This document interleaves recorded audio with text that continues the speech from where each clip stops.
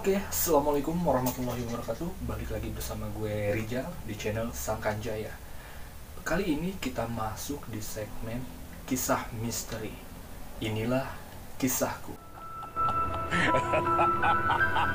Oke sahabat semua, seperti biasa di segmen ini saya akan menceritakan terkait hal-hal mistis yang pernah saya alami di kehidupan nyata tentunya.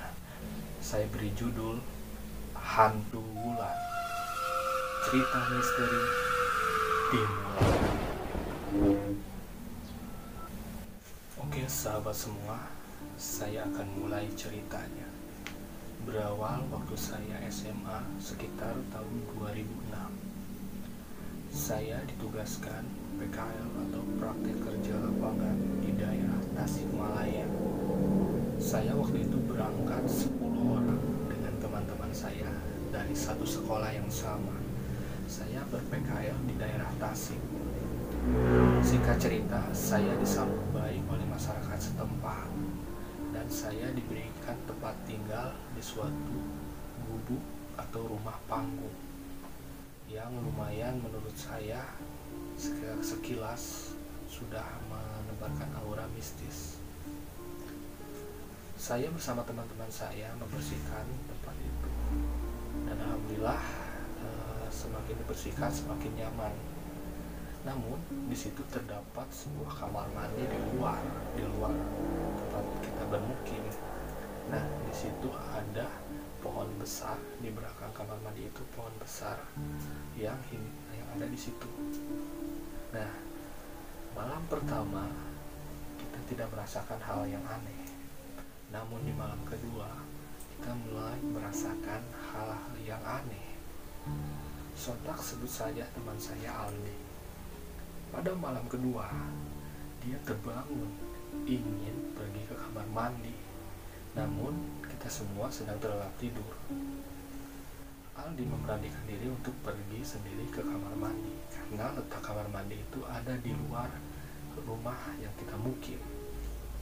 Nah, pada saat Aldi keluar dari rumah tersebut, dia menuju ke kamar mandi. Dia mendengar orang sedang mencuci pakaian. Itu kurang lebih pukul 11 lebih 20 menit. Sontak dong, Aldi merasa aneh. Siapa yang mencuci pakaian tengah malam? Namun Aldi makin penasaran. Dia memberanikan diri untuk mendekati kamar mandi itu. Tapi pas Aldi buka pintu kamar mandi, tidak ada satu orang pun di sana.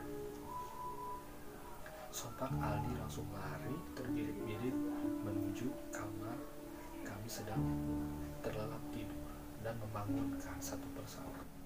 Lalu Aldi bercerita dia mendengar suara orang yang sedang mencuci pakaian. Sontak saya berpikir, lo tahayul, gak mungkin lah jam segitu ada yang mencuci pakaian. Tapi Aldi tetap dengan suara lantang, saya yakin saya mendengar suara itu. Namun tidak ada satupun di kamar mandi itu. Udahlah, kata saya, udah kita tidur, gak usah berpikiran yang aneh-aneh. Oke, kita tidur, kembali tidur. Saya sepakat, saya di malam berikutnya akan mencoba mengecek apakah benar. Di malam itu saya sengaja tidak tidur.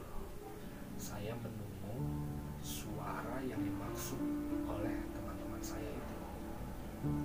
Namun saya tidak mendengar suara itu. Duh, makin merinding nih. Nah, kebetulan di malam berikutnya teman-teman saya sedang keluar, tidak berada di pemukiman. Di situ saya hanya sendirian. Dan waktu itu kurang lebih pukul 10 malam. Saya tertidur di kamar sendirian. Disitulah kejadian mistis yang tidak pernah saya lupakan. Saya sedang tertidur, namun badan saya tidak bisa digerakkan sedikit pun. Terasa terkunci. Dan saya terasa ada yang menindih badan saya. Tapi saya ingin berontak, tidak bisa. Nah, di setengah saya tidur dan setengah saya sadar, saya melihat dari sisi mata saya berhasil membuka mata saya sedikit. Saya melihat sesosok wanita berambut panjang, mata merah, bertaring, dan di sininya ada darah. Saya kaget, siapa itu? Dia mencekik saya sangat keras, mencekik sampai terasa banget. Saya tidak bisa melepaskan cekikan itu. Nah, namun saya berusaha sekuat tenaga saya untuk lepas dari cekikan itu. Saya berzikir, berbaca doa di dalam hati saya, namun saya ingin mengucapkan itu susah. Singkat cerita, saya bisa melepaskan cekikan itu dan saya terbangun. Di situ saya langsung terdiam. Siapa tadi yang mencekik saya? Tidak lama teman-teman saya datang. Melihat saya sedang terdiam, muka saya pucat, dan saya sempat melamun. Akhirnya teman saya, si Aldi dan si Ujang, dan rekan-rekan saya yang lainnya menanyakan, "Kamu kenapa, Jal?" "Saya mengalami kejadian di luar nalar," kata saya pada saat itu. Saya dicekik oleh sesosok wanita, namun wajahnya sangat seram sekali. Di situ sontak teman-teman saya semuanya kaget dan terdiam. Menurut teman-teman saya, ini sepertinya rumah ini angker. Alangkah lebih baiknya kita tanyakan kepada pemiliknya. Sepakat, kita pun bertanya kepada pemilik rumah tersebut. Sebut saja Pak Budi. Nah, Pak Budi ini bercerita, memang benar menurut Pak Budi, dahulu rumah ini pernah terjadi kejadian seseorang wanita yang gantung diri di sekitar lokasi rumah tersebut. Oke, saya sempat merinding nih teman-teman.